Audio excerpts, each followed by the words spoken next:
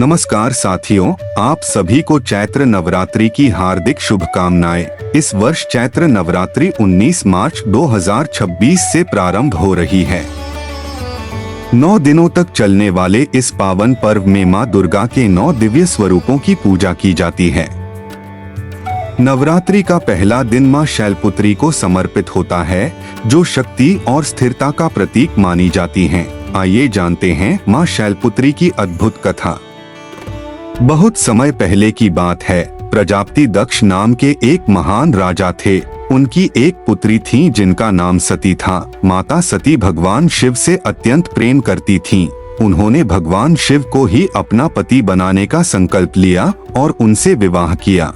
लेकिन राजा दक्ष को यह विवाह बिल्कुल पसंद नहीं था। वह भगवान शिव को अपना योग्य दामाद नहीं मानते थे।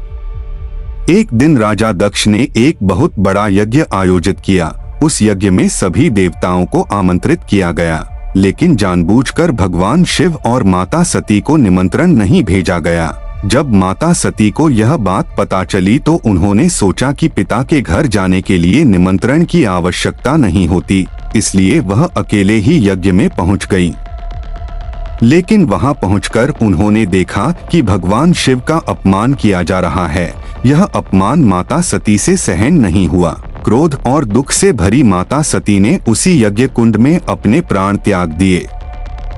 जब भगवान शिव को यह समाचार मिला तो उनका क्रोध भयंकर हो उठा। उन्होंने वीरभद्र को उत्पन्न किया और राजा दक्ष के यज्ञ को नष्ट कर दिया। इसके बाद माता सती ने अगले जन्म में पर्वतराज हिमालय के घर जन्म लिया। क्योंकि वह पर्वतराज की पुत्री थीं, इसलिए उनका नाम पड़ा शैलपुत्री। मां शैलपुत्री का स्वरूप अत्यंत दिव्य माना जाता है। वह सफेद बैल नंदी पर सवार रहती हैं। उनके एक हाथ में त्रिशूल और दूसरे हाथ में कमल का फूल होता है। नवरात्रि के पहले दिन मां शैलपुत्री की पूजा करने से जीवन में साहस, स्थिरता और शक्ति प्राप्त होती है।